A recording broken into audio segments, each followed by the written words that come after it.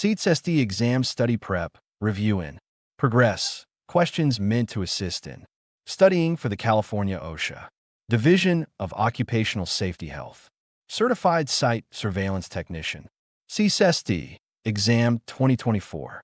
Why was asbestos added to construction materials? Answer: it was a great insulator and binder. It added strength and durability against weathering in use. It was non-corrosive, did not conduct electricity, and made spray-on products easier to apply. Were the two classes of asbestos and their associated types? Answer: the two classes of asbestos are serpentine and amphiboles.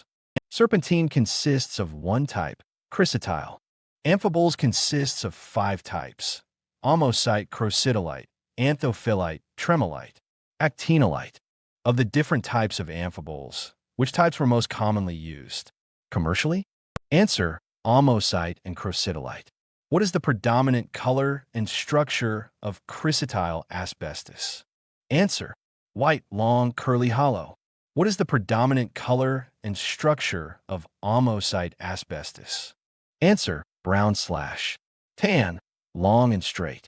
What is the predominant color and structure of crocidolite?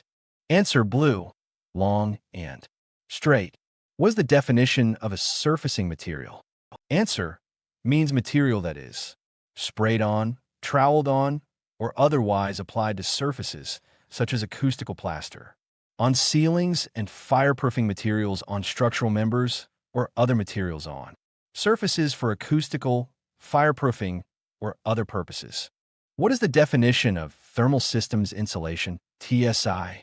Answer: means material applied to pipes, fittings, boilers, breaching, tanks, ducts, or other interior structural 1/3 components to prevent heat loss or gain or water condensation, or for other purposes.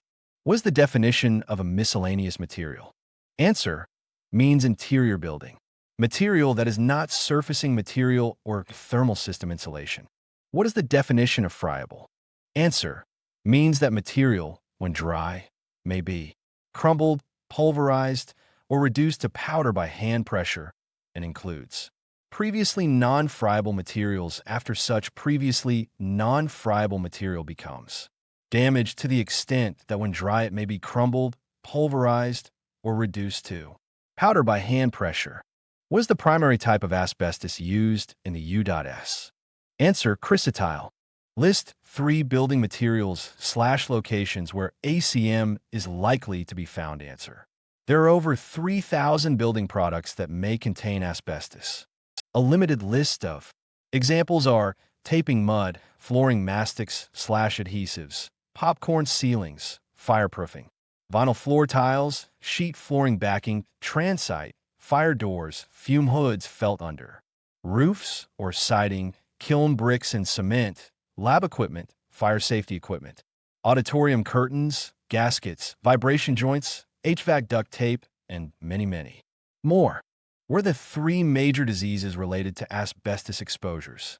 Answer: asbestosis, lung cancer, mesothelioma. Was a latency period? Was the latency period for asbestos-related illnesses? Answer: the time between exposure to asbestos and the time symptoms appear. 10 to 40 years. What asbestos-related disease normally appears only after prolonged, heavy, occupational exposure to asbestos?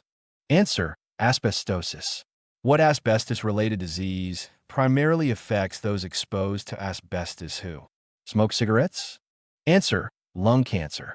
There is a synergistic effect that increases the worker's chances of getting lung cancer over 50 times.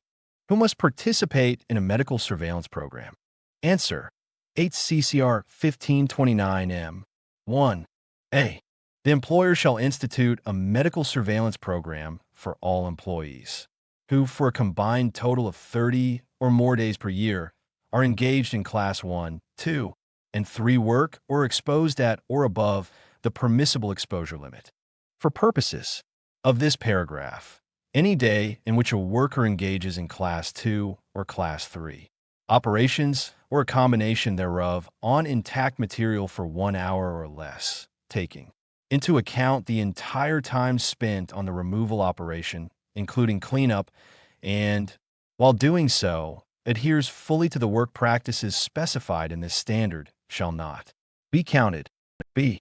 For employees otherwise required by this standard to wear a negative pressure respirator, employers shall ensure employees are physically able to perform the work and use the equipment. This determination shall be made under the supervision of a physician. 2/3. When are asbestos medical surveillance physical exams required? Answer 1. Prior to assignment of the employee to an area where negative pressure respirators are worn. 2. When an employee is assigned to an area where exposure to asbestos may be at or above the permissible exposure limit for 30 or more days per year, or engage in Class 1, 2, or 3 work for a combined total of 30 or more days per year. A medical examination must be given within 10 working days following the 30th day of exposure. 3. And at least annually thereafter. 4. If the examining physician determines that any of the examinations should be provided more frequently than specified, the employer shall provide such examinations to affected employees at the frequencies specified by the physician. 5. Exception.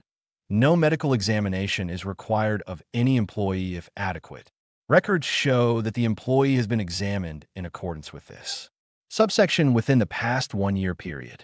6.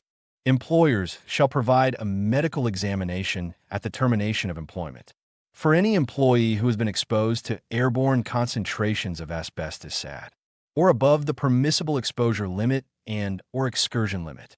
The medical examination shall be given within 30 calendar days before or after the date of termination of employment.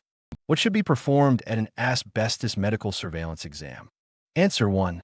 A medical and work history with special emphasis directed to the pulmonary, cardiovascular, and gastrointestinal systems.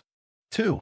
On initial examination, the standardized questionnaire contained in Part 1 of Appendix D in 8 CCR 1529, and on annual examination, the abbreviated standardized questionnaire contained in Part 2 in 8 CCR 1529. 3. A physical examination directed to the pulmonary and gastrointestinal systems, including a chest röntgenogram to be administered in accordance with Table 2.8, CCR 1529 M. 2, B, 3, and pulmonary function tests of forced vital capacity, FVC, and forced expiratory volume at 1 second, FEV1. Interpretation and classification of chest röntgenograms shall be conducted in accordance with Appendix E in 8 CCR 1529. 4. Any other examinations or tests deemed necessary by the examining physician. According to Cal OSHA, how often should you have a chest röntgenogram, X-ray? Answer: years since first occupational exposure, 0 to 10 years. Once every 3 years if under 40 years old. Annually if 40 years old or over. 10 plus years. Annually powered by TCPDF, www.tcpdf.org. 3/3.